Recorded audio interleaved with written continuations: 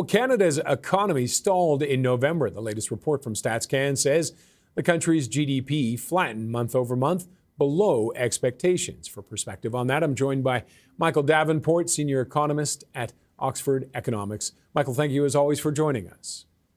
Good morning. Thanks for having me. A little less than what the analysts were expecting, not much, but your thoughts on this?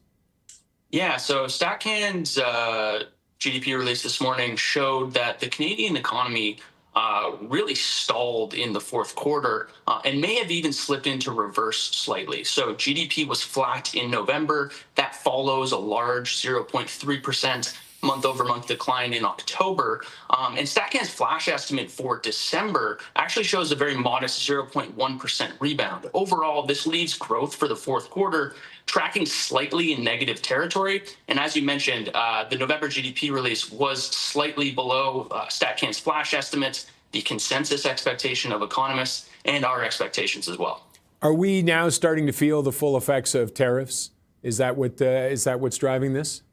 I think particularly in November, it was more than just tariffs. There were a few sectoral factors that kind of move different sectors in different directions. So first, we had labor disruptions in October in the retail trade sector, the transportation and warehousing sector, as well as the education sector. All of those were resolved. And so while they did weigh on output in October, they led to a little bit of a rebound in those sectors in November. At the same time, there were big declines in manufacturing and wholesale trade. While in the manufacturing sector, that was fairly broad-based and likely in part reflects the impacts of tariffs and broader trade policy uncertainty. However, there's also, StatCan mentioned in the report, and we've seen other media reports of this lately, that there was a bit of a global semiconductor chip shortage that disrupted production in the Canadian auto sector.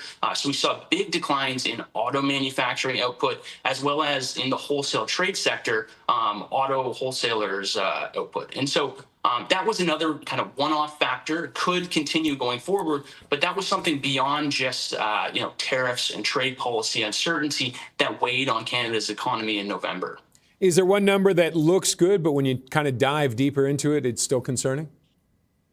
Yeah, I think the retail trade sector in particular, I mentioned, so there was a rebound in November. That largely reflected the end of a strike for workers in BC liquor stores. So there was a big rebound in food and beverage retail sales activity, and that pushed up the headline retail sales numbers we got just last week, and obviously led to overall retail sales output, or retail trade output, being a little bit higher in November. But if you look at the trend, and you look at the trend in overall consumer spending, it's been quite flat, really, for the second half of 2025, and drifting a little bit lower. We think overall consumer spending is likely going to remain weak after contracting in the third quarter, and that largely reflects, in part, sort of this elevated uncertainty, increased job insecurity from the trade war, but also fundamentally much slower population growth. And then moving forward, what are the numbers telling you? Yeah, so that's a great question. Looking ahead, we think Canada's economy is likely going to struggle to grow in early 2026. As I mentioned, it looks like the fourth quarter is going to be right on the edge, right around zero, could be a slight negative. And while we think the economy is going to avoid a recession in the near term, growth is likely to remain in the low single-digit range in the first half of 2026 as the economy continues to contend with elevated trade policy uncertainty, obviously still significant U.S. tariffs in effect on particular sectors, and the big elephant in the room that Canada's population is now shrinking. We think that's going to sort of limit the speed limit or weigh on the speed limit for Canada's economy in the first half of 2026. That being said, 2026 could very well be a bit of a tale of two halves for Canada's economy. The upcoming USMCA renegotiation will be a pivotal fork in the road that could send the Canadian economy in diverging directions depending on its outcome. And how much of a divergence do you think we'll see with that? Well, so our baseline expectation continues to be that there will be a renegotiation of the USMCA, and that will lead to lower tariffs than what we're seeing today. between Canada and the U.S. We think in that scenario, there will be a pickup in growth starting in the second half of 2026 and moving into 2027 as we get a bit of a rebound in business investment and exports. That being said, if the negotiations were to turn sour, and in the somewhat unlikely scenario that the USMCA trade agreement actually falls apart entirely, we think Canada's economy would actually slip into a recession in the second half of 2026, and output would probably be on a permanently lower path. Okay, and is there any kind of an impact with the different? I mean, the U.S. GDP was, depending on who you talk to, it was above 3. Some said, I think it was 5 was the number that was bandied about. Is that having an impact that they're going in such a different direction than us right now? And also the potential for their new Fed chair, will either of those weigh with our economy at all?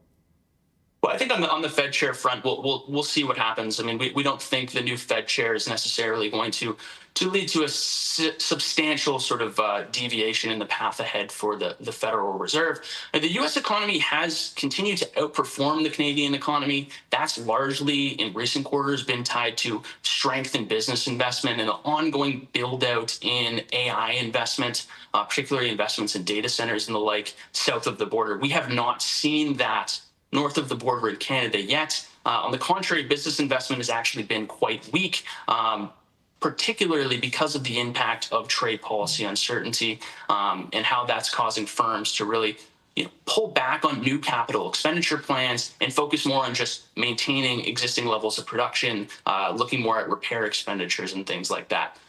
So overall, we think that U.S. outperformance relative to Canada's economy is likely going to continue. However, as I mentioned, if we do get a resolution of some trade policy uncertainty, we do get a renegotiation of the USMCA that leads to lower tariffs, we could see Canada's economic outlook improve quite a bit and growth pick up in the second half of 2026 and moving through 2027. Okay, well, we'll leave it there, Michael. Thank you, as always, for joining us. My pleasure. Thank you. Michael Davenport, Senior Economist at Oxford Economics.